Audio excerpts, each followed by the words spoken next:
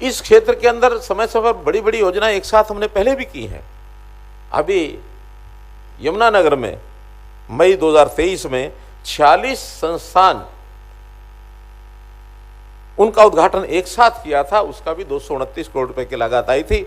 एक साथ बहुत सी व्यवस्थाएं वहां दी गई थी। इस बार हमने बजट भी, कल ही जो बजट की घोषणा की है,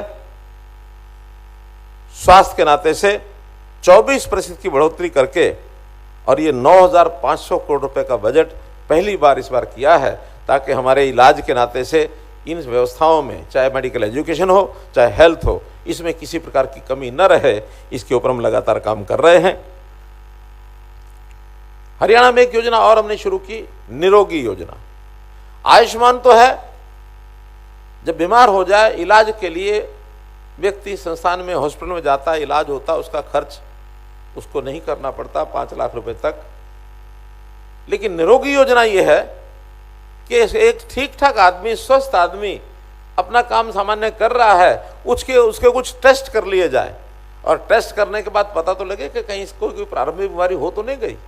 कई बार व्यक्ति लापरवाही या उसको जानकारी नहीं होती, इसलिए चलता रहता है, और जब जो बीमारी होती है किसी एक फेज में, ऐसे फेज में पहुंच जाती है, जब शरीर को कष्ट होना शुरू होता है, तब व्यक्ति जाकर के इलाज कराता है। तो हमने ये भी अब शुरू किया कि इस 2 वर्ष के अंदर प्रदेश के हर नागरिक का, पहले गरीब नागरिक, उसके बाद सामान्य नागरिक की, सब उनका ये टेस्ट ये करवाया जाएगा। अभी तक कुल मिलाकर 2,26,00,000 लैब टेस्ट, इतने टेस्ट हमारे लैब्स ने, सरकारी हों चाहे प्राइवेट हों, वो किए जा चुके हैं। और उसका एक डाटा ये भी हम प्रिजर्व करते हैं कि उस डाटा के आधार पर उसका इलाज भी आगे कोई डॉक्टर करना चाहे तो कर सके। उसका एक डाटा बैंक, एक कार्ड इस रास्ते से बनाया जाता है। मैं बड़ा हैरान हुआ कि 17,000 बच्चे ऐसे निकले हैं 0 से 6 साल के, जिनको कोई ना कोई छोटी मोटी कमी ये ध्यान में आई है। उन सब 17,000 की जो प्रारंभिक उनकी आवश्यकता है उसके इलाज की, उसके शरीर के नाते से कोई कमी, उसको दूर करने के लिए उनको एडवाइस कर दिया गया है। तो बच्चे भी अगर प्रारंभिक स्टेज में अगर नहीं ध्यान करेंगे तो आगे चल करके उनका जो ग्रोथ है वो रुक जाएगा, कद छोटा रह जाएगा, वजन कम हो जाएगा, किसी बीमारी से ग्रसित होकर के कोई उसकी पीड़ा बाद में होगी। तो इसलिए nip the evil in the bud, अगर ये हम सिद्धांत अपनाएंगे तो स्वस्थ रहने के लिए हम आगे बढ़ेंगे। हमने बीमारी का इलाज, हमारी जो एलोपैथी साइंस है बहुत तरक्की कर गई, बहुत आगे तक बढ़ गई है, चाहे मेडिसिन हो चाहे सर्जरी हो। लेकिन बंधुओं, एक विधि अपने देश की प्राचीन विधि, वो है आयुर्वेद। आयुर्वेद में भी हमने बहुत प्रगति की है। आयुर्वेदिक का मूल मंत्र होता है कि उसको निषेधात्मक चीज़ों का ज्ञान होना चाहिए व्यक्ति को, ये चीज़ करनी है, ये नहीं करनी है। व्यक्ति स्वस्थ कैसे बना रहे, वो स्वस्थ कैसे रहे, बीमार न पड़े, इसके लिए आयुर्वेद विधि को भी, देश की प्राचीन विधि है, इसको में आगे बढ़ा रहे हैं।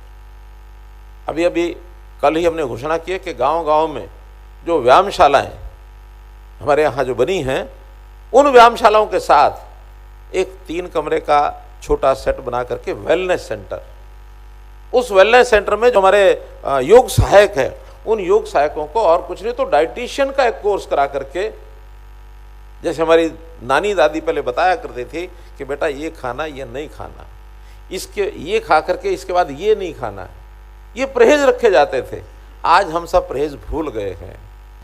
एक ने मुझे कहा कि आपका बजट बहुत बढ़ जाएगा, इस आयुर्वेद को आप आगे बढ़ाएंगे, आप वेलनेस सेंटर खोलेंगे, आप आयुष्मान के ये आप आयुर्वेद के तरीके से चलेंगे, योग के तरीके से, बजट तो बहुत बढ़ जाएगा। मैंने कहा हाँ बढ़ेगा, लेकिन मेरा बजट कम भी हो जाएगा। कम कहाँ होगा? लोग यदि बीमार नहीं होंगे तो मुझे अस्पताल में, मुझे मेडिकल साइड में उधर खर्च कम करना पड़ेगा। अगर ये स्वस्थ रहते हैं तो व्यक्ति के जीवन के जो कई साल खराब हो जाता है बीमारी कारण से, उसका शरीर जब अस्वस्थ होता है, उसके कितने दिन साल में बचेंगे कि स्वस्थ रह करके काम अच्छा करेगा। तो सामाजिक लाभ जिसकी बात हो रही है, सामाजिक लाभ इस प्रकार से भी गिनना पड़ता है, हर चीज पैसे से नहीं ली जाती। तो हम लोग इस व्यवस्था को ठीक करने के लिए आगे बढ़ रहे हैं, चाहे फॉर चाहे वो जो विषय है प्रिवेंटिव हो या क्योरेबल हो, इन सब चीज़ों को लेकर के हमारी ये जो विधि है, चाहे वो आयुर्वेद है, चाहे एलोपैथी है, चाहे उसके अंदर मेडिकल एजुकेशन है या हेल्थ सेक्टर है, इन सब पर पूरा बराबर ध्यान रखा हुआ है। यानी छोटे बच्चे से लेकर के और वृद्ध आयु तक के व्यक्ति का स्वास्थ्य कैसे अच्छा रहे, इन सब चीज़ों पर बहुत बारीकी से सोचकर हम आगे बढ़ रहे हैं। उसी कड़ी में आज के जो 5 प्रोजेक्ट जिसका यहाँ शिलान्यास किया गया है, ये उसको और आगे बढ़ाएगा। इस अवसर पर हमारे खास करके जो मेडिकल स्टूडेंट्स हैं यहाँ, उन सबको बहुत बहुत बधाई, बहुत बहुत शुभकामनाएं।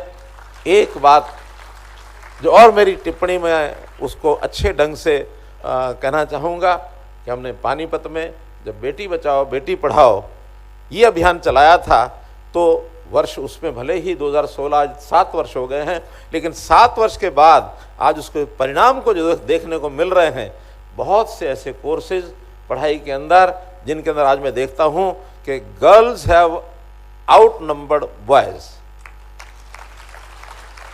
यानी आज 50% से भी ज़्यादा आज लड़कियां बच्चियां ही उस पढ़ाई में बढ़ गई हैं। और मुझे लगता है कि रोहतक मेडिकल कॉलेज उसका एक उदाहरण है। वहाँ जो मेडिकल स्टूडेंट्स हैं लड़कियां 55% हो गई हैं, 55%।